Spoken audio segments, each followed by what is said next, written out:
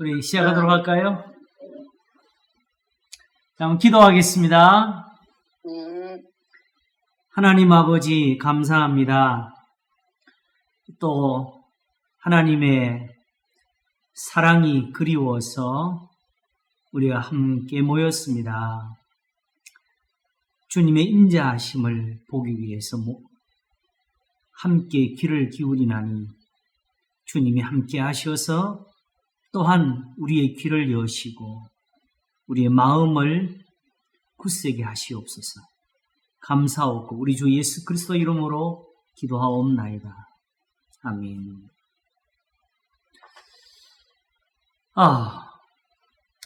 이제 사실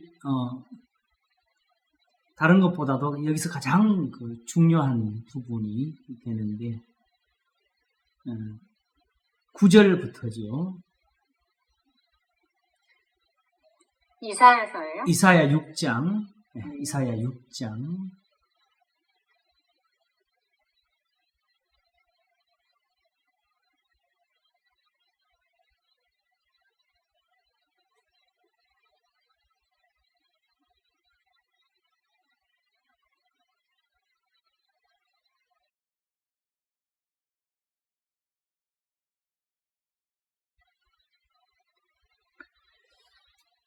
혹시라도 이제 또 내가 덜 했나 하는 걱정이 있어가지고 하나는 짚어가면서 하면 것은 재단의 수풀이 이렇게 닿아서 악이 재해 졌느니라 한 것은 그 사람에게 그것을 두려워하니까 깨닫도록 도와주시는 거였고 재단 수풀이 와서 태우는 건 없습니다. 죄는 항상 예수 그리스도의 은혜로 되는 거예요. 한 곳에서 항상 모든 것이 이루어져야지 또 이렇게 막 성령이 와서 죄를 태운다. 요런 거짓말하면 안 됩니다. 성령도 예수님 것밖에 없습니다. 마찬가지로 하나님도 그리스도 안에서 모든 일을 하시지 하나님이 그냥 능력이 많으시니까 거기서 그냥 뜻대로 하시는 것이 아니고 하나님의 뜻은 항상 그리스도 안에서 이루어집니다. 그러므로 이제 그리스도는 그대로 하나님의 형상이 되는 것이고 그렇게 해서 여호와 하나님을 보든지 예수님을 보든지 성령을 보든지 우리는 항상 한 하나님을 보게 되는 것입니다. 자꾸 어떤 형상이나 물리적인 관계에서 모든 걸 따지면 그건 이방신입니다. 세상신입니다. 왜냐하면 하나님께서 그냥 예수님하고 성령님을 일단 빼놓고 보더라도 하나님이 한 분이시라는 뜻은 진리에서 말씀하시는 거거든요. 나는 하나님이다 능력이 많다고 마음대로 하신 것이 아니라 오직 하나님께서 이 말씀을 가지고 이렇게 모든 일을 해오셨다.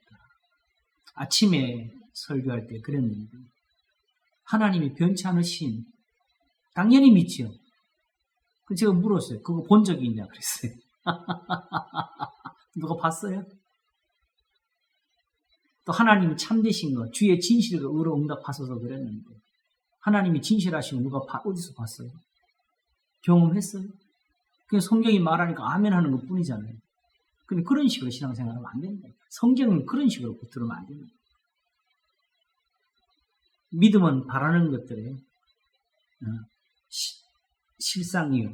보지 못하는 것들의 증거니 선지들이 이로써 증거를 얻었기 때문에 그렇다고. 그러므로 영감에 의해서 아는 것이 아니고 믿습니다. 확신이 들어와서 아는 것이. 그렇게 하게 되면 이단들도 다 그렇게 믿는데 오히려 우리보다 더 열심히지요. 이단자를 쫓아가는 사람들처럼 교회에서 목사 말 듣는 사람 몇 사람 있을까요? 만약 혹시 목사가 그런 사람들처럼 권위를 써서 교인들을 복종시켰다면 그건 잘못된 거예요.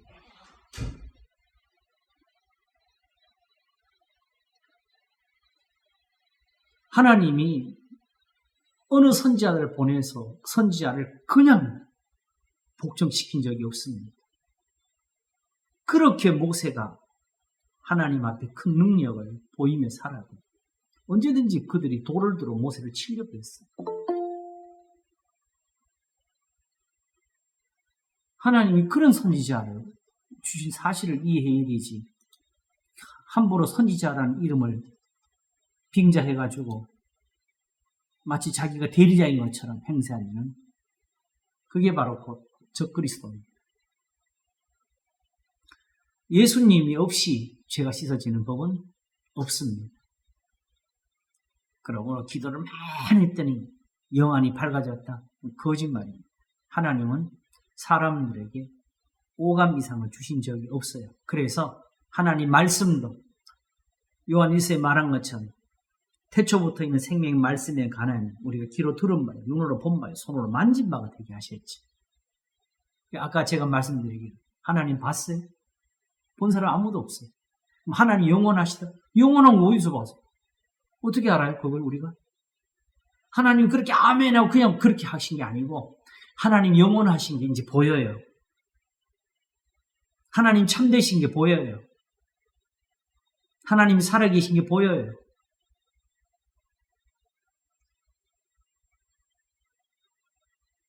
하나님이 변치 않으시는 분이라는 거 어디서 봤느냐? 바로 다윗의 시편, 오늘 143편 다윗 시편이잖아요. 우리는 그냥 성경 이야기가 뭐 옛날 이야기처럼 막 엮어져서 가는 것 같은데 거기에 하나님의 변치 않으심으로 모든 일이 일어난 것을 본 거지. 그렇지 하나님의 말씀으로 하신 것. 그러니까 주의 인자와 진실을 어디서 찾느냐? 옛날 하나님이 행하신 데서 찾았지. 그래서 아침에 나로 주의 인자 말씀을 듣게 하소서. 이 말씀이 그대로 모든 사람들에게 은사가 되고 선물이 되기 위해서, 그래서 아브라함의 복이 이방인에게 전해지기 위해서 예수 그리스도께서 십자가에서 우리의 모든 죄를 깨끗게 하신 겁니다. 그래서 아무에게도 저희의 죄를 저에게 돌리지 아니하시고 마치 이스라엘을 빼게게 하시는 것처럼 세상을 부르신 것입니다.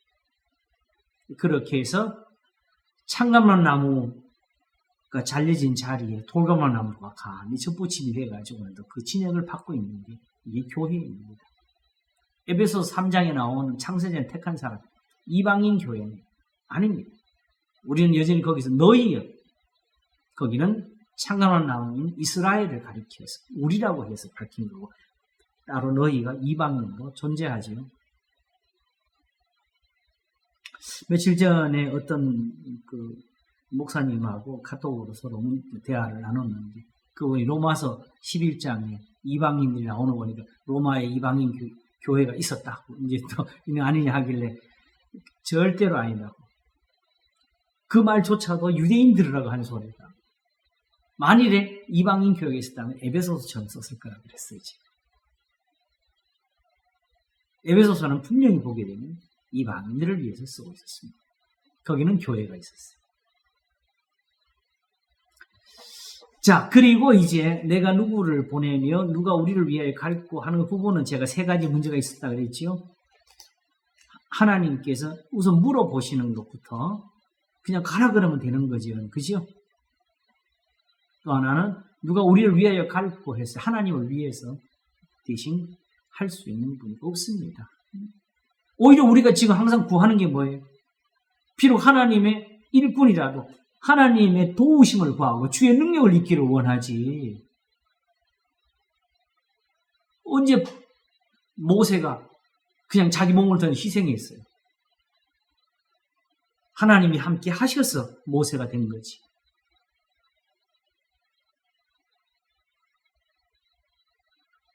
그러므로 디모데후서 1장에서 말하기를 네가 우리 주의 증거와 또는 주를 위해 갇힌 자 된 나를 부끄러워 말고 오직 하나님의 능력을 좇아서 복음과 함께 고난을 받으라 그런 겁니다. 그 능력을 조치라는 말이 이장가게 되면은 바로 주를 깨끗한 마음으로 부른 자들과 함께 의와 사랑과 믿음과 화평을 조치라는 거기에 있는 거지. 그렇게 복음을 전하라. 그냥 하나님 앞에 예배 드리고 주여 했다고 헌신한 게 아니라 내게 들은 바 바른 말을 본받아 지키는 데서 하나님의 능력을 얻는 거라고 배워주는 거지. 그리고 제일 먼저 한 것은 하나님이 지금 이사야에게는 보이시는데 이 사람들은 저 사람들한테 왜 이사야를 보내시냐? 그 문제를 지난 시간에 이제 좀 깊이 따졌죠. 그렇죠? 네. 이사야는 이렇게 제단의 숯불이 닿을 만큼 하나님 앞에 은혜를 입은 사람이고 이사야는 이렇게 환상이라도 볼 수 있는 사람이지만 저들은 지금 이사야를 보내는 일 이상을 할 수가 없는 사람들. 왜냐하게 되면 이들은 지금 하나님 앞에 지금 벌을 받기로 정해져 있어요. 그러므로 이들에게 보여줄 수 있는 표적은 없는 겁니다. 요나의 표적밖에는 보여줄 표적이 없는 것처럼 요나의 표적이 얼마나 큰 건데 예수님이 죽은 자 가운데 살아나셔도 믿지 않은 세상. 뭘 더 보여줘야 되겠어요? 그냥 악한 세상이지. 그러므로 예루살렘의 멸망이라는 그 재앙을 받게 된 거죠. 그래서 그들이 원하는 표적은 없습니다. 그 기적하고 표적이라는 말의 차이를 성경은 분명히 다르게 적어서 표적이라고 했고 기적이라고 한 것 같아요. 영어는 사인이라고 그랬더라고요. 그 무슨 뜻이냐? 비록 오병이어에 큰 기적을 행했지만 조상들은 만나를 먹었습니다가 더 큰 기적이 그들에게 바라는 게 있었어요. 이거 가지고는 못 믿겠습니다가 된 거지. 당신은 믿게 하는 표적. 그 점에서 기적과 표적은 구분이 됩니다. 그러나 하나님은 동일하게 주셨는데 실제로 예수님을 보고 깨달은 사람 뭐라고 했어요? 정말 성경이 말씀한 그 그리스도라 메시아가 오신다 했더니 이보다 더 하겠느냐 그랬잖아요. 그리고 온 구약을 다 털어서 예수님만은 행하신 선지자가 없잖아요.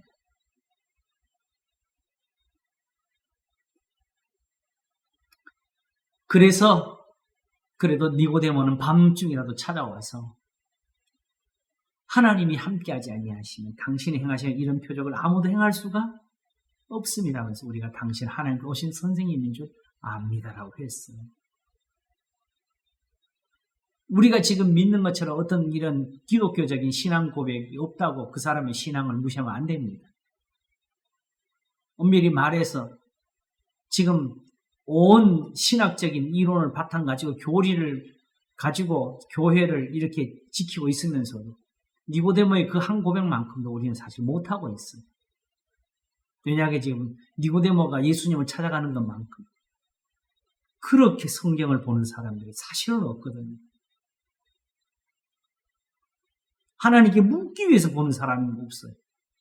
다 거기서 뭔가 자기에게 하다못해 마음의 평안에도 얻으려고 뭔가 그걸 끄집어내는 건 있어도 하나님에 물어서 살려고 하는 사람은 사실은 거의 없는 것 같아요.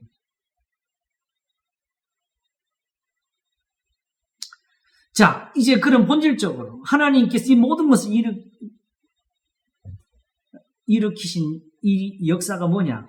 바로 구절을 목적으로 해서 그런 거예요. 이사야를 결국 보내시는 데 목적이 있는 거잖아요. 그렇죠? 그래서 이사야가 내가 여기 있나이다 나를 보내소서 했을 때에 하나님 말씀하시기를 9절에 여호와께서 가라사대 가서 이 백성에게 이르기를 너희가 듣기는 들어도 깨닫지 못할 것이요 보기는 보아도 알지 못하리라 하여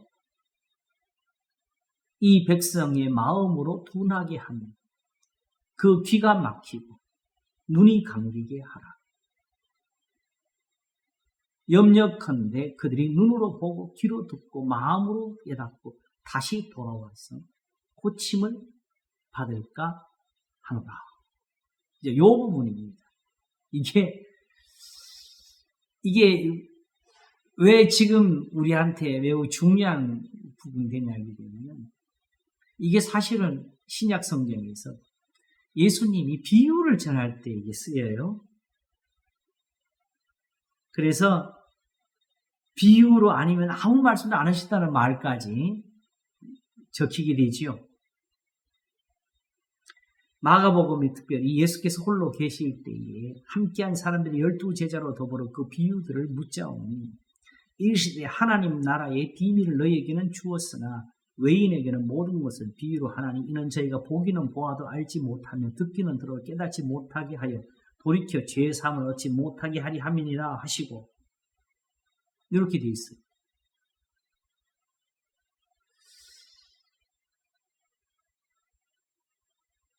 그 제가 볼 때는 요렇게 된 번역하고 마태복음의 번역은 또 달라요.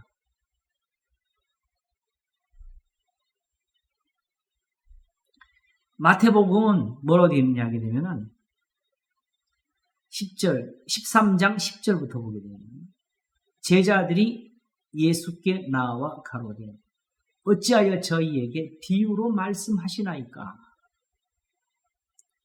대답하여 가라사대 천국의 비밀을 아는 것이 너희에게는 허락되었으나 저희에게는 아니 되었나니 무릇 있는 자는 받아 넉넉하게 되되 무릇 없는 자는 그 있는 것도 빼앗기리라. 이게 요즘 그 사회학자들이나 사회주의자들이 보는 경향으로 따지게 되면 하나님이 너무 잔인하시지 않나요? 무릇 있는 자는 받아 넉넉하게 되되 무릇 없는 자는 그 있는 것도 빼앗기리라. 그러나 이것은 어디에 쓴 말씀이냐 하게 되면 경제적인 어떤 원리를 말씀한 것이 아니고 저들에게 비유를 말씀하게 되는 그 이유를 말씀한 것이지요. 천국의 비밀을 아는 것이 너에게는 허락되었으나 저에게 아니 되었나니 무릇 있는 자는 받아 넉넉하게 되되 무릇 없는 자는 그 있는 것도 빼앗기고 그러므로 내가 저에게 비유로 말하기는 자 보십시오. 말하게 된 이유, 비유와 말하게 된 이유. 저희가 보기는 보지 못하며 들어도 듣지 못하며 깨닫지 못하기 때문에 비유로 말한다는 거예요.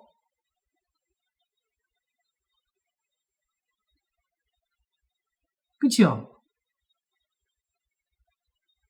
저희가 보고 알 수가 있고 들어서 깨달을 수 있었으면 내가 비유를 말할 이유가 없다는 거죠.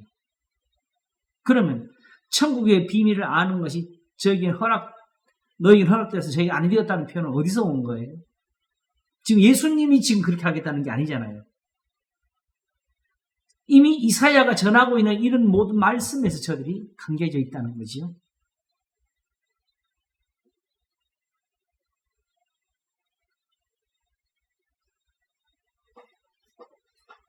그래서 비로소 이 14절이 나옵니다. 이사야의 예언이 저에게 이루었으니 일렀으되 너희가 듣기는 들어도 깨닫지 못할 것이 보기는 모두 알지 못하리라. 이 백성들이 마음이 완악하여져서 그 귀는 듣기에 둔하고 눈은 감았으니 이는 눈으로 보고 귀로 듣고 마음으로 깨달아 돌이켜 내게 고침을 받을까 두려워함이라 하였네. 어떻습니까? 마가복음하고 좀 다르지요? 이런 거는 제가 볼 때는 1차적으로 우리가 아직 현실적으로 이게 그대로 정확한 번역이면은 양쪽에 사원상의 어떤 문제가 존재할 수 있겠지요? 그럼 이런 걸 다 풀어야 되지요. 이제 사실상 우리가. 그리고 누가복음 8장 9절과 10절에 나오는데 제자들이 이 비유의 뜻을 물으니 가라사대 하나님 나라의 비밀을 아는 것이 너에게 허락되었으나 다른 사람에게는 비유로 하나니 이는 저희로 보아도 보지 못하고 들어도 깨닫지 못하게 하려니라. 그래서 이건 또 마가복음보다 조금 더 세게 나오는 것 같기도 해요. 자, 그러면 한번 따져보겠습니다. 예수님이 비유가 아닌 말씀 많이 안 하실 텐데 도대체 성경에 비유가 몇 가지 나오죠?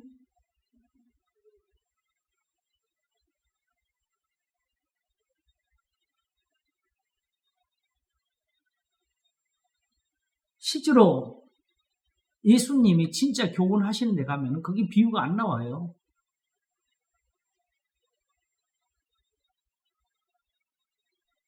그리고 이제 본질적으로 이 본문을 이사야에서 우리가 해결하는 게 좋겠어요? 하나님이 선지자를 보내셔가지고 실제로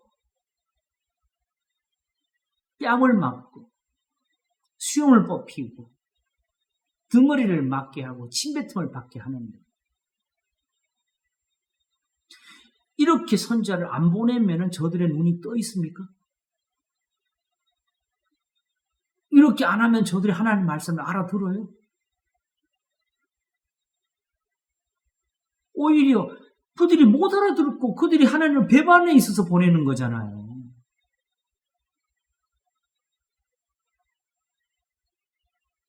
그러니까 단지 우리가 가진 어떤 그 지혜대로 그냥 그 글자만 보고 이렇게 그냥 쉽게 끌어내면 안 되는 거지요. 이렇게 말하고 싶은 사람들은 주로 뭐냐? 성경이 목사 눈에는 보이고 교인 눈에는 안 보인다는 뜻으로 이야기하려고 그러는 거예요. 그래서 내가 신학자적인 그 지능과 지혜를 가지고 이렇게 교묘하게 풀었다고 이런 식으로 하려고 하는 거죠. 요 최근에 어떤 모임에서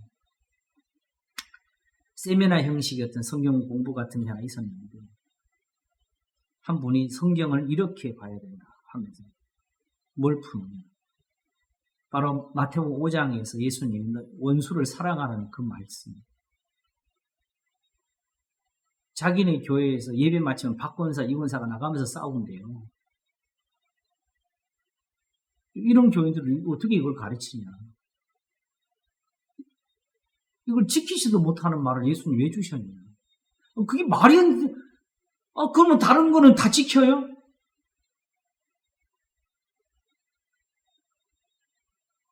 그래서 결국 자기대로 이렇게 이런 예수님 말씀 이런 거는 뭐냐.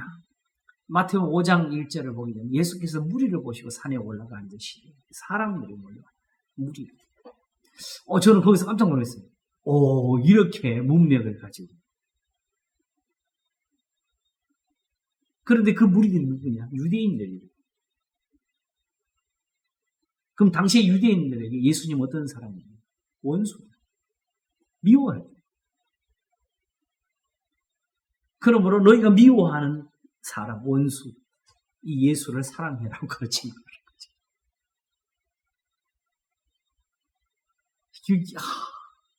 근데 나름대로 그분이 이제 이렇게 안 하면 교인들에게 어떻게 이걸 이해시키겠냐 이렇게 변명을 하셔서 나름대로 이제 목회자로서 어려움이 있었겠다. 그 정도로는 내가 이제 받아주겠어요. 이제 그래서 그런 분들하고 직접 부딪히거나 다투거나 하지는 않으려고 그래요. 왜냐하게 되면은 사실은 먹는 자도 주를 위해 먹고 감사하고 먹지 않은 자도 주를 위해 먹지 않고 감사한다 그랬어요. 하나는 지금은 우리가 사실은 자기 모르는 상황에 하나는 일하고 절할 수 있는 것이니까 예수님을 당장에 비난하지 않는 사람은 다 주를 위하는 사람이라 그랬고 현실적으로 그래도 이런 식으로 해서라도 교회가 서 있는 게 현실이니까 이단자가 아닌 이상에는 일단은 다만 한 가지 서로 마음을 열고 나는 이렇게 깨달았습니다 하는 수준에서 말할 수 있으면 일단 이해는 해줄 수 있다고 생각을 했어요. 왜냐하게 되면 엄밀히 말하면 교인들이 성경 구절을 들고 와서 성경에 이런 말이 이게 진짜입니까 하고 대들면은 목사가 그 답을 못 해주면 난감하잖아요. 심지어 어떤 청년이 와가지고 창세기에서 하나님이 그 이삭을 바치라 그런 거 이게 정말 하나님 말씀하냐고 대들더래요. 근데 그 내용은 자세히 기억이 안 나는 거. 어쨌든 그걸 자기대로 풀어주니까 그 청년이 지금까지 자라서 지금 장로까지 되고 생활을 잘한다고 하더라고요. 그래서 저는 거기서 가능하면 제가 말하면은 상할까봐 입을 다물고 있었는데 결국 다른 사람들이 목사님 그렇게 하면 교인들이 성경을 볼 수 없습니다. 그래서 누가 다 목사님처럼 할 수 있냐고. 그게 맞다 그래도. 그 결국은 조금 소란이 일어나니까 결국 제가 그랬죠. 내 원수를 미워하고 이웃을 내 몸과 사랑하라는 말씀은 그건 유대인이 고친 겁니다. 그래서 레위기 19장 18절에 원수를 갚지 말며 동포를 미워하지 말며 내 이웃을 내 몸과 같이 사랑하라. 그때 이웃은 그 원수된 이웃을 미워하는 사람을 다 가르치는 거지. 그랬더니 그 고대 사본에는 아예 그런 게 없다고 또 그렇게 나오더라. 지금 고대 사본이 어디 있어요? 마소라밖에 없는데.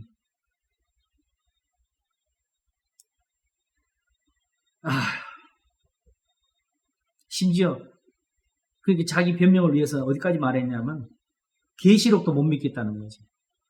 왜냐하면 계시록은 주 300년 이후까지는 교회에서 별로 안 익혔으니까. 그럼 이게 문제가 심각해지는 거지. 자,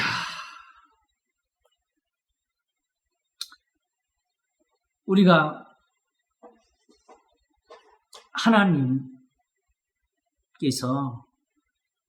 이렇게 예루살렘에서 선지자들이 예루살렘 밖에서 죽는 법이 없느니라 하면서까지 예수님이 그 예루살렘으로 가시게 된 이유, 주님이 거기 가서 너들 구원받으면 안 돼, 비밀을 알면 안 돼 하고 또 눈을 가리려 갔습니까? 어찌하여 내 말하는 걸 알아듣지 못하느냐? 내가 진리를 말하는 내가 믿지 아니하는도다.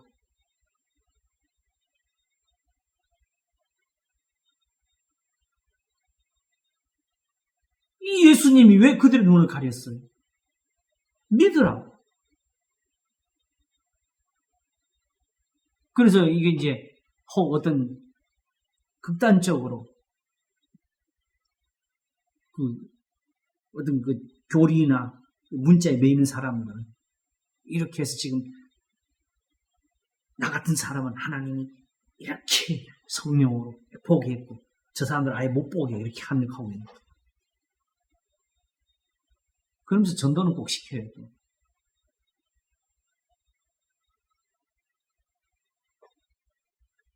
악이죠. 하나님께 대해 죄 짓는 건지 몰라요. 그러니까 지금 갈수록 깨닫는 거는 하나님을 두려워하는 사람이 없다는 사실을 깨닫게 되고 성경을 가지고 하나님 말씀이라 그러면서 성경 말씀 그렇게 뜯어고치면 하나님 말씀이 아니지요. 우리 자신이 거짓말하는 거지.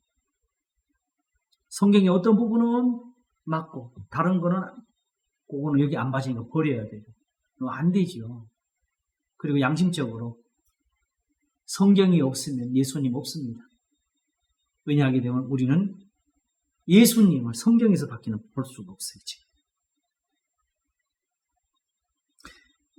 귀로 들은 것밖에는 우리는 들은 게 없습니다.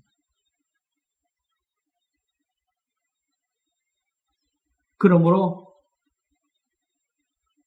지금 우리가 얻은 것이 그게 참 하나님 말씀이라는 이 증거를 스스로 갖지를 못하면 우리는 다 모르고 있는 거죠.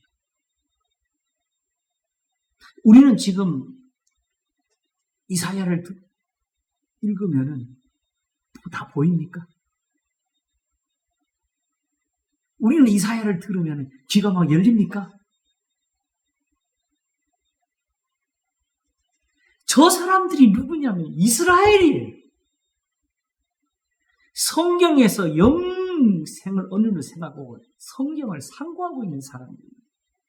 그들의 눈에 가리워져 있고 그들의 귀에 막혀져 있는 게 어떻게 우리한테 들어와요? 만약 들어왔다면은 지금 교회가 이렇게 갈라져 있질 않지요. 이단이 들어올 수가 없지요. 교리가 있으니까 교회가 잘 지키신 것 같아요. 교리 가지고 목숨 걸고 싸웠어요. 안 맞으면 서로 피 터지게 싸우고 죽이고 했어요. 그래서 이제는 제가 담대히 말했잖아요. 삼위일체로는 하나의 논쟁에 불과한 거라고 아직까지. 정답이 없다고. 그게 소중한 거는 맞아요. 이대로 이만큼 이대로도 하나님의 교회를 지켜온 보물은 맞아요. 그러나 그걸로 모든 걸 판단하고 해석하고 그걸로 적용해가지고 성경을 뜯어고치고 잘라내면 죄악이지요. 그거는 욥의 친구들보다 더 악한 겁니다.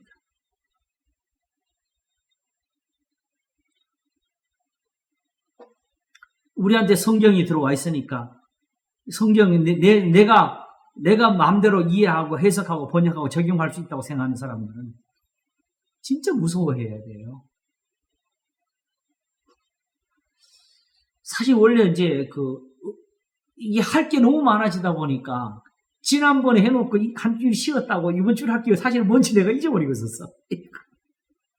그러다 보니까 이번 주 또 뭘 할까 생각하다 보니까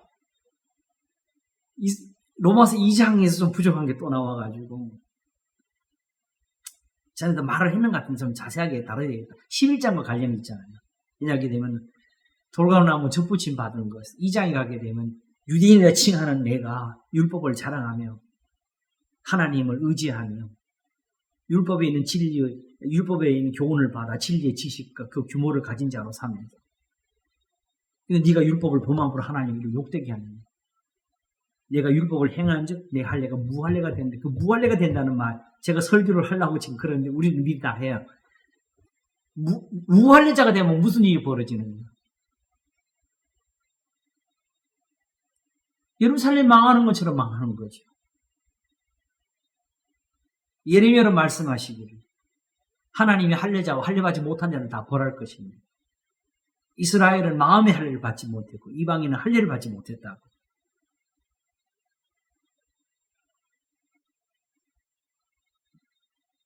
그 할례가 지금 우리 마음에 새겨지지 못하면 우리도 망하는 거지요. 뭐.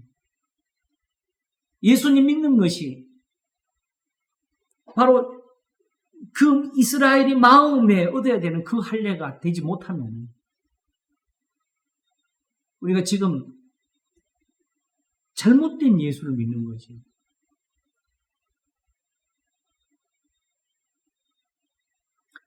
언젠가 제가 있던 노회에서 성찬 예식을 하는데 그 예식을 주관하던 목사님이 그랬어요. 여기 100명이 넘는 목사님 장로에 앉아 있는데 이게 우리 가슴을 지금 일제히 열어보면 예수님의 숫자가 이 앉아 있는 사람 숫자만큼 나올 수 있다. 목사들이 다 똑같은 예수를 말하는 게 아니고 장로들이 똑같은 예수를 품고 있는 게 아니라는 거지. 두려워해야 돼요. 예수님은 한 분입니다. 그래서 저를 지도하던 교수님이 한 말 있죠. 정은태 교수님이 내가 할 땐 그 논문 지도 때보다 우리 1학년 때 공간복음 하면서 우리는 다 자기가 성경을 보면서 이게 하나님 말씀이다. 저게 하나님 말씀이다. 각자 해석을 해놔요. 다 저마다 자기의 관점이 다르고 자기의 견해가 다른데 그게 다 맞을 수는 없지 않느냐. 예수님이 오시면 가장 확률을 높으면 다 다르니까 그 중에 하나가 맞을 것이고 그렇지 않으면 다 틀렸네. 근데 그렇게 하고 주님을 맞이할 생각을 우리가 해요. 성경을 두려워해야 돼요. 두려움만 못 봐요. 멈출 곳에서 멈춰야 돼요. 모르면 딱 멈춰 입 닫아야 돼요.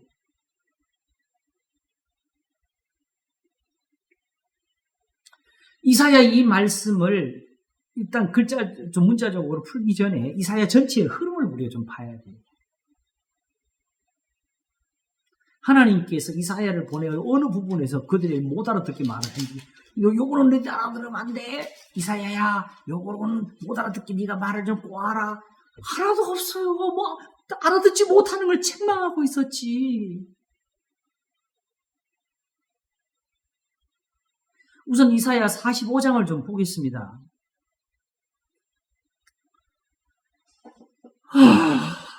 왜 우리가 사실 그럴 수밖에 없지. 우리 눈이 감겼는데 이사야 45장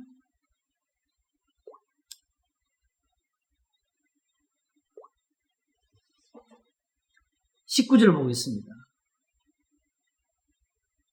나는 흑암한 곳에서 은밀히 말하지 아니하였으며 야곱 자손에게 너희가 나를 헛되이 찾아라 이르지 아니하였노라. 나 여호와는 의를 말하고 정직을 구하는.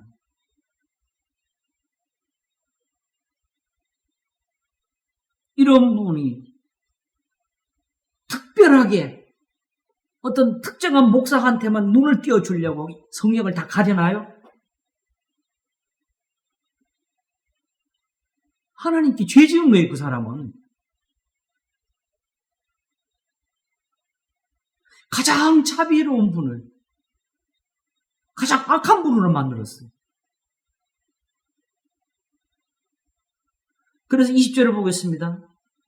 열방 중에서 피난한 자들아 너희는 모여오라. 너희는 모여오라. 한 가지로 가까이 나아오라. 나무 우상을 가지고 다니며 능히 구원치 못하는 신에게 기도하는 자들은 무지한 자입니다. 왜 그렇지요? 바로 여기 없어서 21절. 너희는 고하며 진술하고 또 피차 상의하여 보라. 이 일을 이전부터 보인 자가 누구냐? 예로부터 고한 자가 누구냐? 나 여호와가 아니니? 나 외에 다른 신이 없나? 나는 공의를 행하며 구원을 베푸는 하나님이야. 나 외에는 나 외에 다른 이가 없느니. 나처럼 이렇게 진술하고 고하고 이렇게 해서 이를 이전부터 보인 자가 누구냐? 이 말이 좀 뭔가 와닿으세요? 요것도 중요한 게 있어. 이 말이 닿으려면은 이런 일이 하나님이 어떻게 예언했지? 어떻게 보였지? 요게 나와야 되는 거거든요. 어쨌든 하나님이 이렇게 하신 거예요. 그죠? 이제 와서 이사야가 가서 야, 다 가려. 아, 이거 우리 망령입니다. 하나님 앞에 지금 엄청 죄를 짓는 거예요.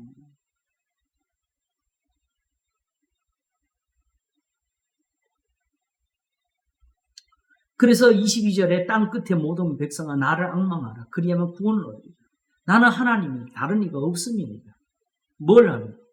나처럼 말해주는 신이 없다는 거죠. 23절 뭐 때문에? 내가 나를 두고 맹세하기를 나의 입에서 의로운 말이 나갔은지 돌아오지 아니하나니. 내게 모든 무릎이 꿇겠고 모든 혀가 맹약하리라 하였노. 이제 이 부분을 이사야에서 우리가 조금 오늘 보기를 볼 거예요. 어떻게 이런 일이 벌어지는지. 이걸 이렇게 하나님께서 하나님의 말씀이 입에서 나와가지고는 하나님께 돌아가는 법 없이 이루는 걸 보니까 사람들이 이런 말을 하는 거예요. 24절 어떤 자의 내게 대한 말에 의와 힘은 여호와께만 있나니 사람들은 그에게 나아갈 것이다. 무릇 그를 노하는 자는 부끄러움을 당하리라 하는. 이스라엘 자손은 여호와로 다 여호와로 의롭다함을 얻고 자랑하리라. 이거 어떻게 해요? 그냥 이렇게 말하면 아멘. 우리가 지금 이걸 잘못 배운 거예요. 여기에 이사야는 증거를 대고 있었던 거예요. 우리도 이 마음으로 정말 성경이 만져지도록 하나님 말씀을 알 때까지 참아야 돼요. 이 말씀을 하시기 위해서 하나님이 이사야 45장만 해도 앞에서부터 하신 말씀이 있어요. 바로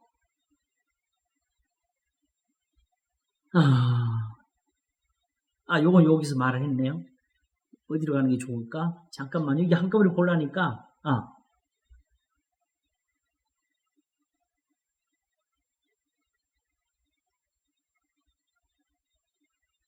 11절 보겠습니다. 이스라엘의 거룩하신 자, 곧 이스라엘을 지으신 여호와께서 가라사대 장래 일을 내게 물으라. 또 내 아들들의 일과 내 손으로 한 일에 대해 내게 부탁하라. 내가 땅을 만들고 그 위에 사람을 창조하였으니 내가 친수로 하늘을 펴고 그 만상을 명하였노라. 여기서 사실 고레스 예언이 같이 섞여 있거든요. 그러므로 내가 의로 그를 일으킨지라 그의 모든 길을 곱게 하려니 그가 나의 성읍을 건축할 것이며 나의 사로잡힌 자들을 갚음 없이 놓으리라. 만군의 여호와의 말이라 하셨느니라.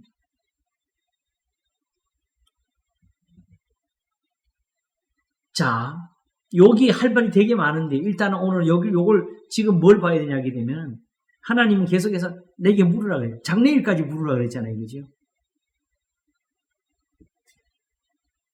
이게 뭘까? 이사야 34장을 보겠습니다.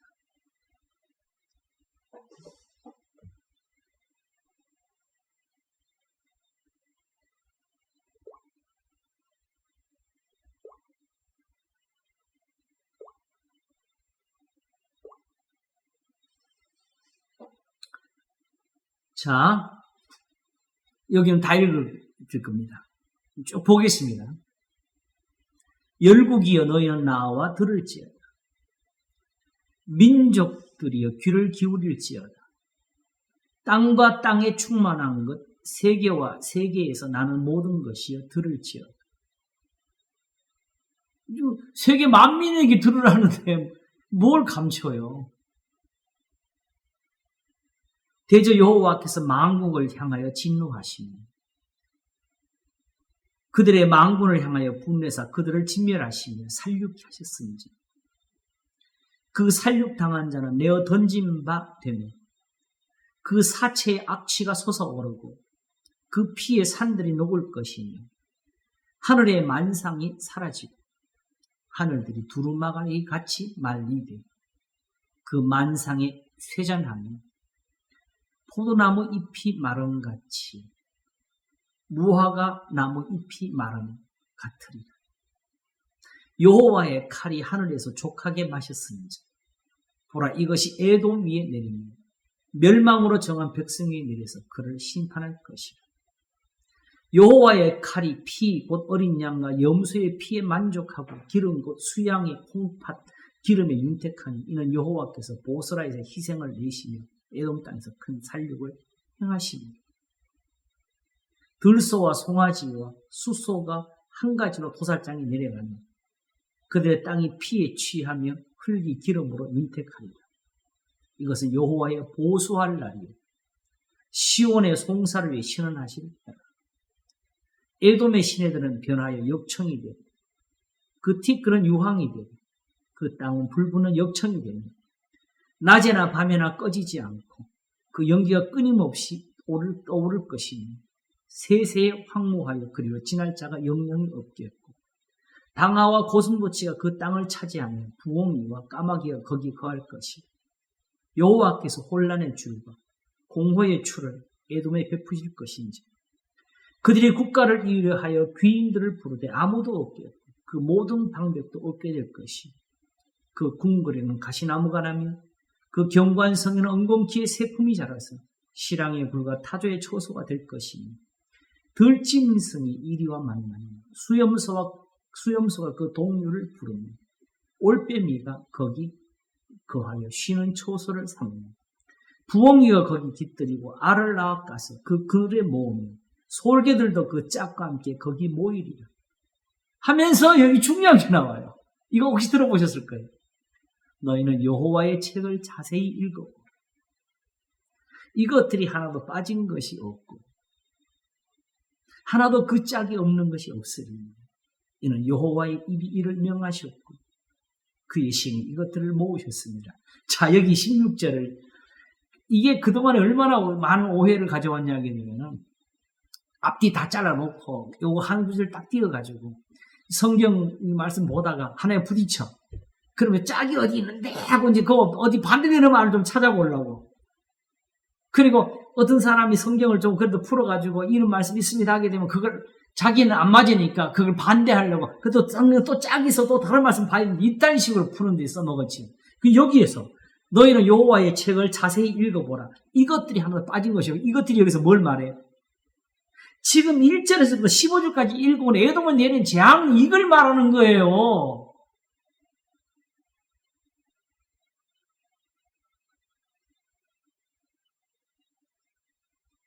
여호와의 책을 자세히 읽어보라. 에돔이 이렇게 망하게 되는 게 없느냐 거기.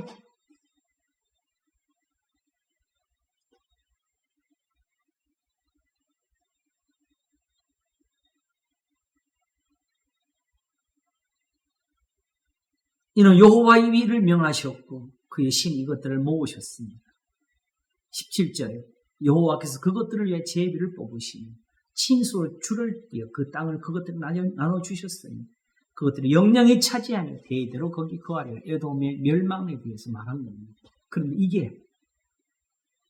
이게 주의 책일 때는 뭐지요? 율법이잖아요. 모세의 글이죠. 거기 다 적혀 있다.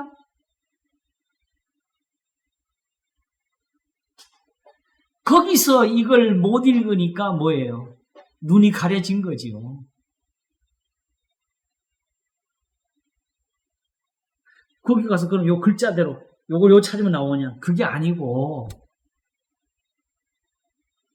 우리가 한번 본 이사야 신명기 3장을 가서 우리가 다 한번 확인하고 돌아오겠습니다.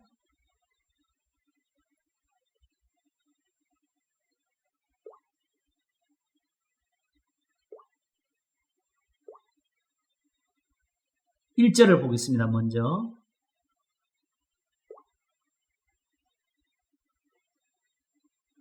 30장이죠? 예, 30장.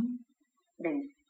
내가 내게 진술한 모든 복과 저주가 내게 임함으로. 자, 여기서 이미 뭐가 왔어요? 하나님 말씀하신 모든 복과 저주가. 이사야 30장? 예, 신명기. 신명기. 제가 말 잘못했나요? 신명기 30장.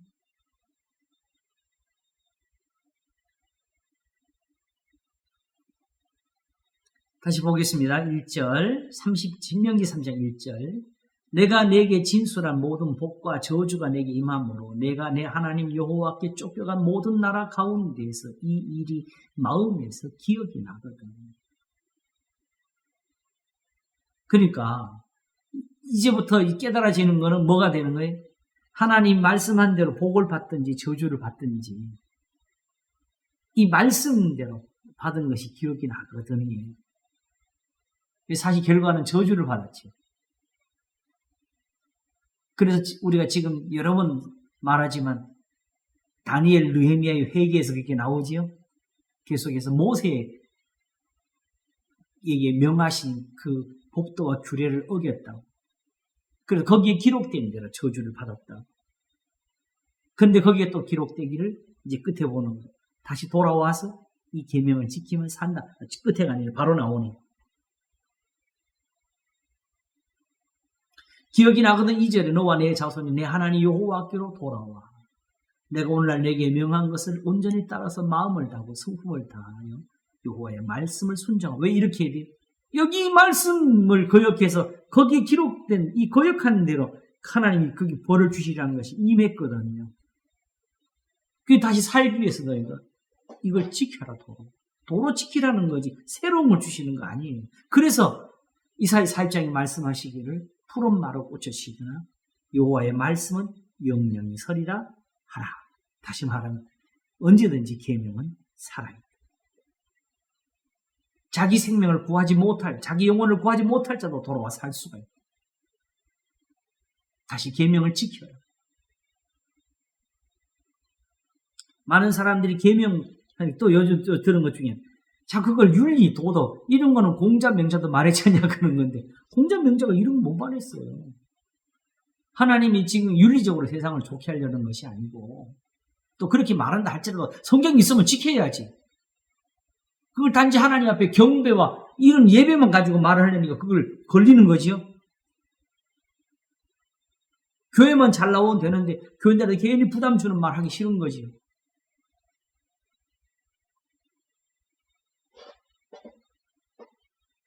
하나님을 섬기기 위해 하나님이 지금 우리의 죄를 위해서 주시는 말씀이에요. 속죄의 은혜가 되도록 자기 아들을 십자가에 내어주시고 우리를 다시 하나님께 돌이켜서 아벨처럼 연락되도록 하시려고 하시는 은사죠. 선물이죠. 은혜가 이게 은혜인데 따로 은혜를 따로 받은 줄 알아요. 그래서 죄의 삭은 사망이요 하나님의 은사는 그리스도 예수 우리 주 안에 있는 영생입니다. 바로 생명의 말씀, 계명을 가리키는 것입니다. 그래서 3절에 내 하나님 너와 내 자손이 내 하나님 여호와께로 돌아와 오늘날 내가 오늘날 내게 명한 것을 온전히 따라서 마음을 다하고 성품을 다하 여호와의 말씀을 순종하는 이것도 걸리나 어떻게 우리가 마음을 다할 수 있는 이게 이제 마음을 막 얼마큼 다하느냐 막 착한 열심히 주여 정성이 100% 들어가 이거 보는 거 아니에요. 가장 쉬운 걸 잊어버려요. 죄를 지면 망합니까? 아니, 돌이키면 사는 거예요. 100번을 돌이키면 되는 거지요. 문제는 돌이킴에 있는 거지. 그래서 전도서가 말하기를 하나님 앞에 선을 행하고 죄를 범치하는 있는 세상이 아주 없다고 말을 하고 하는 거예요. 하나님은 지금 의인을 부르는 게 아니고 죄인들을 지금 부르고 계신 거예요. 그러므로 하나님 앞에 또 실수가 있고 이걸 행하다가 넘어질 수도 있는 거예요. 그러나 돌이키는 사람들은 하나님이 죄를 따지지도 않는다고요. 그런 은혜가 있는 그걸 다 빼놓고 이거 지켜야 되냐 말아야 되냐 그것만 가지고 따지니까 설사 그렇다고 합시다. 우리가 못 행하느냐? 천만의 말씀이죠. 세상에서 자 한번 따져보세요. 남을 용서하는 거하고 이거는 그냥 우리가 소위 말하는 윤리적으로 말합니다. 용서하는 거하고 교회 와서 헌금하는 거하고 어느 게 더 어려울 것 같아요? 헌금이 더 어려운 거예요. 그건 돈 들어가잖아요. 왜 그러냐? 교회에서 헌금하는 거 당연한 거자고 생각하겠죠. 그럼 다른 사람한테 그렇게 해요? 못 하잖아요. 세상이 그걸 못 하잖아요. 교회 와서 하는 거 어려운 거 하는 거예요. 근데 그걸 왜 해요? 하나님 무서워서 하는 거죠. 혹시라도 그것 때문에 복을 받을까 하고 하는 거지. 그럼 왜 사랑하는 걸 못 하느냐? 그건 별로 가치가 안 되는 것 같아서.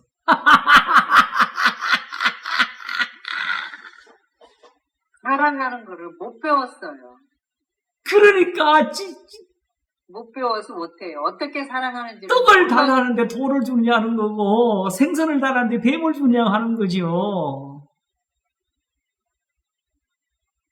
이 사르의 떡을 주시면서 그 증거된 기적을 행하고 계시는데 바알세바를 힘입었다 하는 사람들이 말 그대로 이거는 생선을 받고 뱀이라는 사람들이죠.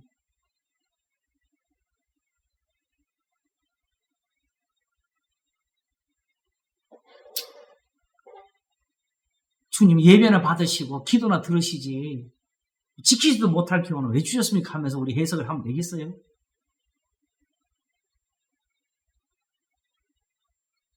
우리가 주님한테 드리고 다 드리는데 이게 해석이잖아요.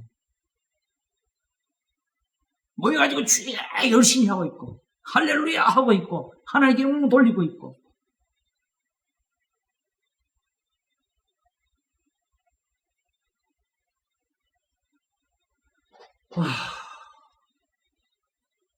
그러나 마음을 다하고 뜻을 다한다는 거는 우리가 세상에서 그래서 어려운 일을 만나면 포기하는 사람 왜 사람 없어요? 그치요? 그래서 7절 8기란 말 쓰잖아요. 왜 하나님은 그렇게 안 해요? 그래서 성경에 자문이 말하기를 의인은 7번 넘어져도 10번 일어난다고 성경까지 그렇게 써주잖아요.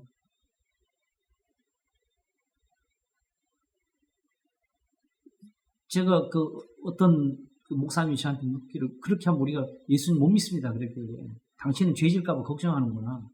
그래서 걱정합니까?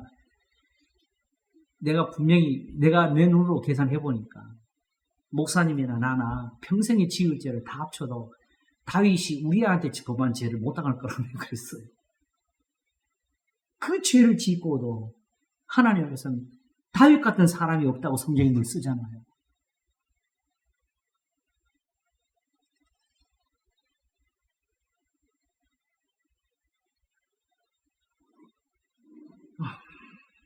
간단해요, 답은. 생명의 떡을 받고도 그게 돌덩이로 보여서 그래요. 간단한 거예요.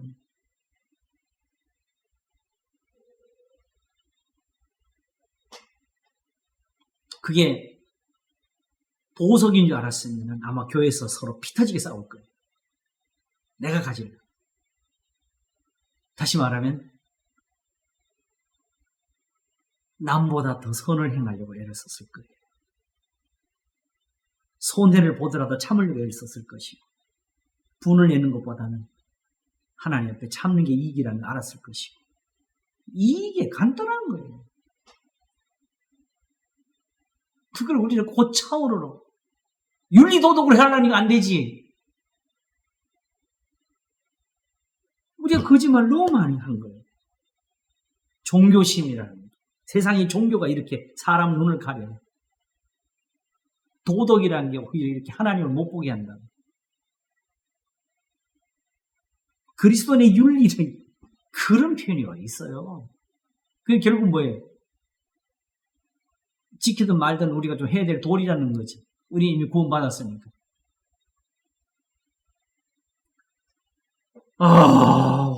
정말 두렵지도 않은가 봐요. 자, 그러므로 이렇게 해서 내 하나님 여호와 3절에 내 하나님 여호와께서 마음을 돌이키시고 너를 긍휼히 여기사 내 포로를 돌리시되 내 하나님 여호와께서 너를 흩으신 그 모든 백성 중에 너를 모으시리니 너의 쫓겨간 자들이 하늘가에 있을지라도 내 하나님 여호와께서 거기서 너를 모으실 것이며 거기서 너를 이끄실 것이라. 이게 이루어졌어요, 안 이루어졌어요? 이루어졌잖아요. 그치요? 근데 그러면 그 전에 저주받은 거 그 밑에 가면 나와요. 오히려 18절부터 보겠습니다. 내가 오늘날 너희에게 선언하노니 너희가 반드시 망할 것이라. 17절부터. 그러나 내가 만일 마음을 돌이켜 듣지 아니하고 15절부터 봐야 되겠네요.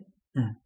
보라 내가 오늘날 생명과 복과 사망과 화를 내 앞에 두었나니 곧 내가 오늘날 너를 명하여 내 하나님 여호와를 사랑하고 그 모든 길로 행하며 그 명령과 규례와 법도를 지키라는 것이라.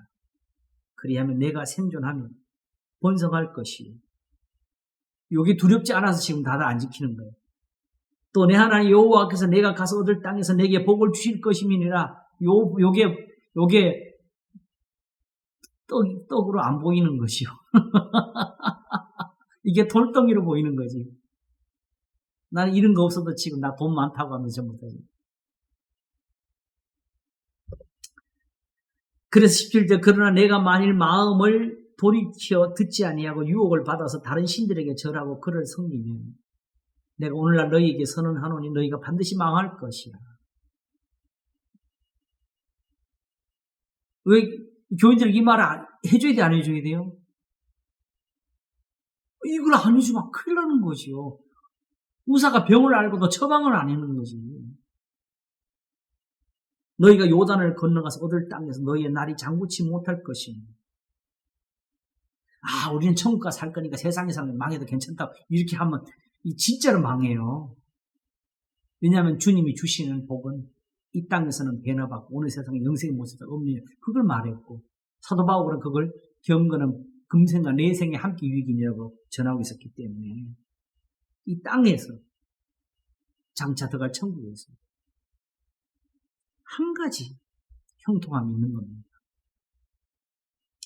그래서 19절 나갑니다. 내가 오늘날 천지를 불러서 너에게 증거를 삼노라. 내가 생명과 사망과 복과 저주를 내 앞에 두었은즉 너와 내 자손이 살기 위하여 생명을 택하고 다 살기가 싫은가 봐. 내 하나님 여호와를 사랑하고 그 말씀을 순종하며 또 그에게 부종하라.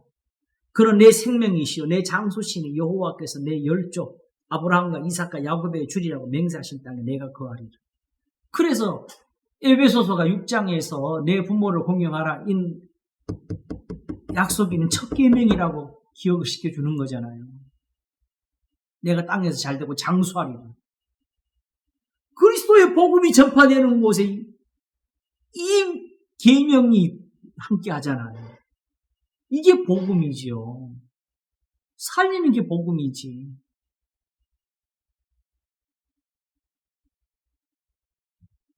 하나님이 니들은 망하든지 말든지 상관없다. 나중에 총을 보내주면 되지? 하면서 지금은 아들 예배만 잘하라고 이렇게 하나님 하늘에서 혼자 누워 계신 게 아니라고요. 졸지도 않고 주무시지도 않는다고 하시는 거예요. 자, 여기서 우리가 하나를 짚고 가겠습니다. 이거 예언 아닙니까? 예언이죠.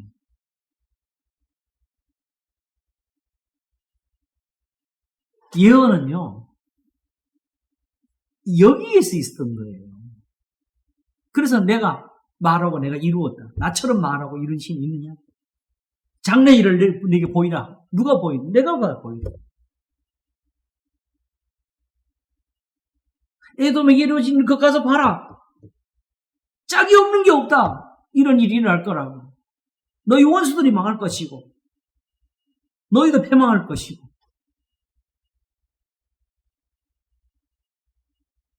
이사야를 이제 10장을 넘어가 뒷부분 보게 10장 뒷부분 보게 되면은 모압에 관한 예언, 에돔에 관한 예언 막 다 나오지요. 생각해 보세요. 그걸 에돔이 들었겠어요? 모압이 들었겠어요? 누구 들으라고 하는 거예요? 이스라엘 들으라고 하는 거지.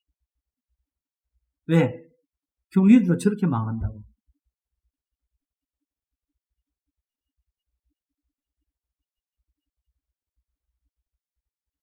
자, 이사야가 이것보다 더 했느냐? 아닙니다. 결국은 이렇게 하나님께 또 결국 이사야가 1장에서 보여준 대로 재물 다시 가져오지 말라는 시작해가지고 66장 마칠 똑같은 걸로 마쳤잖아요. 소를 잡아들이는 거 살리는 건 다름이 없다고. 분양은 우상을 찬송하는 것 같다고. 결국은 뭐예요? 다시 이걸 지켜야 된다고. 돌아오라는 거죠. 재물이 아니에요. 재배요. 양의 피가 부족한 게 아니에요. 하나님의 말씀에 떠는 자, 그 사람은 내가 권고한다고 하면서 말씀하신 거지. 그래서 그 1장에서도 뭐예요? 악을 버리고 선행을 배우라고 하면서 시작한 거잖아요. 근데 문제는 그 말을 하는데, 자, 악의 악행을 그치고 선행을 배우라 하니까 그들 눈이 갑자기 캄캄해져. 아무것도 안 보여. 귀가 그냥 갑자기 뭔 소리였지? 이렇게 되는 겁니까?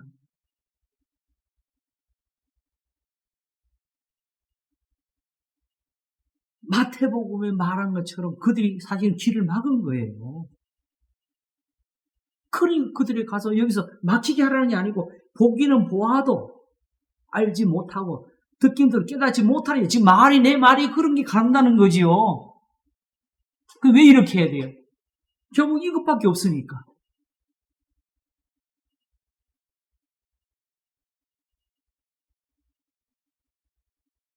그들을 살리는 길이 이것밖에 없어요. 가서 설교를 잘해가지고 눈물을 빼도록 감동을 줘가지고 예화를 써가지고 그들이 주여 우리가 잘못했습니다 하고 돌아와서 다시 제단을 쌓는 거예요. 아니야.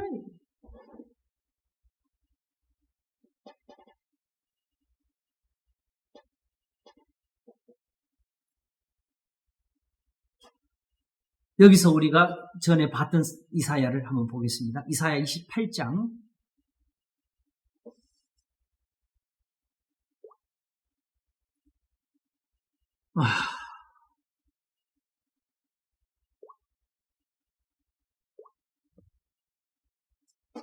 이사야 28장 9절부터 한번 보겠습니다. 전에 본 거죠. 지금 이제 이렇게 하나님 말씀을 사실은 비유가 같이 나갔어요. 이제 앞에 보게 된 비유가 있어요. 그런데 그들이 말하기를 9절에 그들이 이르기를 그가 네게 지식을 가르치며 네게 도를 전하며 깨닫게 하려는가? 젖떨어져 품을 떠난 자들에게 하려는가? 자, 요 말 들어보십시오. 알아들은 거예요? 못 알아들은 거예요? 못 알아들은 거예요? 알아들은 거지요. 못 알아들었으면 어렵다 그래야지. 야, 너 우리를 유치원생으로 아냐? 이렇게 말한 거잖아요.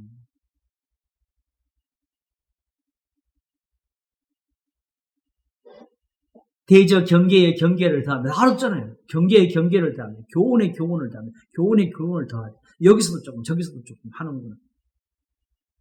결국 이사야는 비유를 같이 베풀었어요.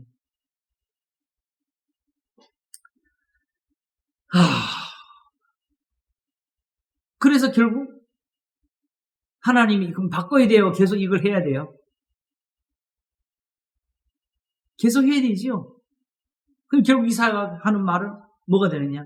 11절 그러므로 생수한 입술과 다른 방언으로 이 백성에게 말씀하시니. 이사야가 이때부터 방언을 썼어요? 이게 그냥 이사야가 하는 말이 그들에게 방언이 돼버린 거지요. 그래서 결국 뭐가 되느냐? 12절에 전에 그들에게 이르시기를 이것이 너에게 안식이요 이것이 너에게 상쾌함이 너희는 곤비한 자에게 안식을 주라. 요걸 못 알아듣는 거예요. 하셨으니 그들이 듣지 아니하였으므로 하셨으나 그들이 듣지 아니하였으므로 요 말 하나를 못 알아들었어요. 쉽게 말하면 뭐예요? 내 이웃을 내 몸과 같이 사랑하라를 전했는데 이 하나를 못 알아들으니까 13절에 이걸 깨닫게 해주는 방법이 뭐냐? 여호와께서 그들에게 말씀하시되 경계의 경계를 더하며 경계의 경계를 더하며 교훈의 교훈을 더하며 교훈의 교훈을 더하고 여기서도 조금 저기서도 조금 하사 그들로 가다가 뒤로 넘어져 부러지면 걸리며 잡히게 하시리라. 더 이상 도움은 없다는 거지. 이대로 해다가 너희들 여기서 이대로 니들이 이렇게 했으니까 니들이 이대로 걸리더니 넘어지는데 더 이상이 없다는 거지.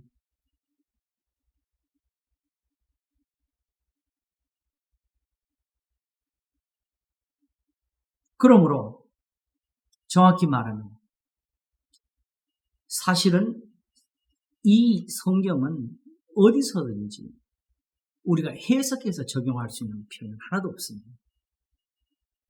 이 기록된 대로 깨닫고 기록된 대로 알 수 있는 말씀입니다.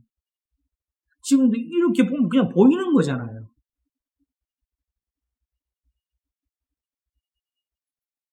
다만 이 이스라엘을 이렇게 눈을 감았는데 우리가 오죽했겠어요. 그러니까 우리 눈에 더 안 보일 수밖에 없는 어려운 말들이 있는 게 사실이죠. 아침에도 이야기했는데 거룩하다는 말을 진짜 무슨 뜻으로 우리가 알고 썼어요? 왜 계명이 거룩해요? 그 거룩 성화라 그러면 거룩하게 살아있냐면 계명 지키는 걸만 생각하잖아요. 그게 왜 거룩해요? 이유는 모르잖아요.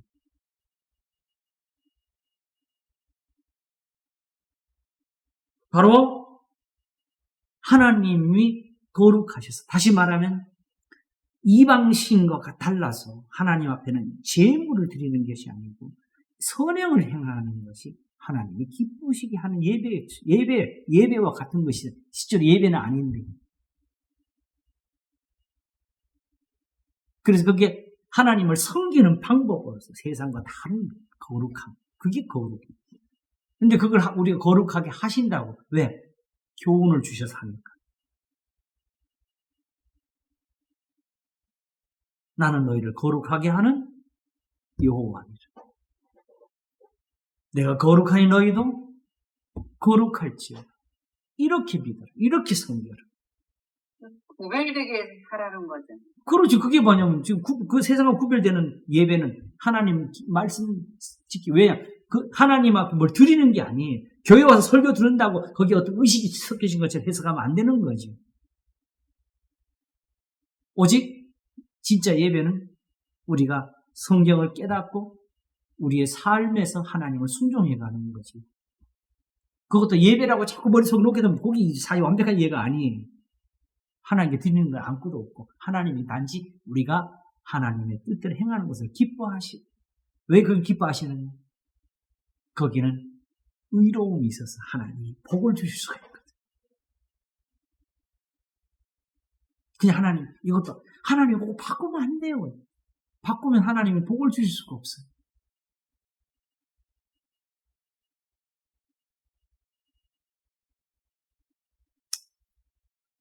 오늘 이거 다 할지 모르겠네. 2편 해야 되겠네, 아무래도. 사실 여기에,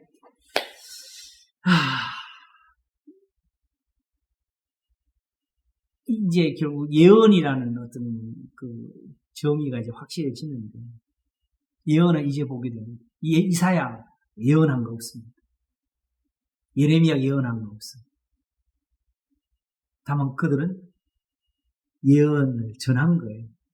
모세의 글에 적힌 대로. 거기서 보니까 하나님이 재앙을 말씀하시는 게 그게 눈에 그대로 믿어졌고, 거기서 보니까 이 말씀대로 진노를 받는 게 맞은 거지요. 이 막연한 미래가 아니었고, 하나님의 변치 않은 말씀이었고 진리였고,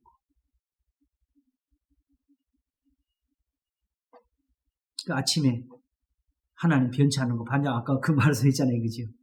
이렇게 이게 이루는 걸 보면서 나오는 거예요. 여기 요거 지금 뒤로 더 읽어야 되는데, 이거 나중에 우리 다음 주에 요걸 한 번 더 보면서 하겠습니다. 결국은 사람들이 이렇게 하나님께서 이루는 걸 보면서 이방인들도 하나님께로 돌아오는 그 예언이 나오거든요. 한번 따져보세요. 다니엘이 우리가 선지자라 그랬지만 무슨 예언을 했어요? 다니엘이 70년을 어떻게 깨달았어요? 예레미야 서책에서 깨달았잖아요. 그렇죠? 우리하고 똑같아요. 만일 선지자들에게 이 신명기가 없었으면 그들이 하나님의 명령을 받고 그대로 예언을 하더라도 이게 긴가 망가 이렇게 했을 거예요. 요엘 2장에 보게 되면은 그때의 너희의 젊은이들은 예언할 것이 막 이렇게 환상을 보게 막 나오잖아요. 그죠? 이제 그게 풀어지는. 예언은 하나예요. 이 말씀대로 되는 거예요. 모세의 글에 써져 있는 대로 되는 겁니다. 왜냐하면 이제 그걸 봤거든요. 이루는 걸 봤거든요. 그러면 신약 성경에서 예언을 멸시치면 왜 적었겠어요? 예언이었어요. 율법은. 그래서 예수님 말씀하시기를 천지가 없어지기 전에는 율법의 1.1을 반드시 변하지 않고 다 이루리라. 이게 이루어가는 게 지금 세상이지. 이사야가 새로운 어떤 점을 치듯이 미래를 예언해서 문을 연 거 아닙니다.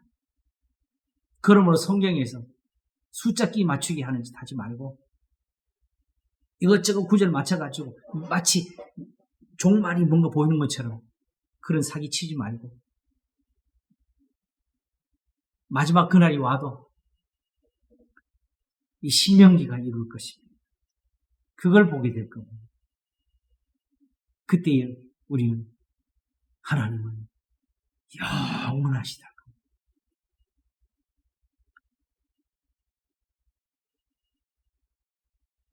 그러므로 지금도 이 말씀은 역사하고 있습니다.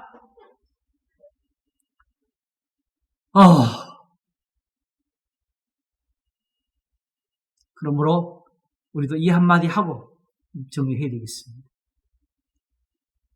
내가 죽지 않고 살리라. 비록 고난이 많은 세월 속에 있는 것 같아도 우리도 한결같이 내가 믿는 거로 말하기를 하면서 기록된 말씀대로 또한 우리가 살 것을 또 믿으시기를 바랍니다. 기도하겠습니다. 하나님 아버지 감사합니다. 하나님은 눈으로 보도록 말씀을 주셨고 귀로 들을 수 있도록 들리셨습니다. 손으로 만지도록 말씀을 주셨습니다. 그러므로 믿는 사람들은 다 살 수가 있습니다. 풀은 마르고 꽃은 시려나 우리 하나님의 말씀은 영영의 설이라. 예언은 저 시내산에서 이미 주신 것이요. 아브라함이 이미 들은 것이요. 아벨이 제사, 첫제사를 드릴 때 이미 그 속에 가졌던 은사들입니다. 그러므로 다른 예언은 없습니다. 오직 하나님의 말씀이 이루는 것을 우리가 보게 하시고 우리도 이스라엘의 복을 가질 수 있도록 도와주시옵소서. 감사하고 우리 주 예수 그리스도 이름으로 기도하옵나이다. 아멘. 감사합니다. 2편 다음 주에 하겠습니다.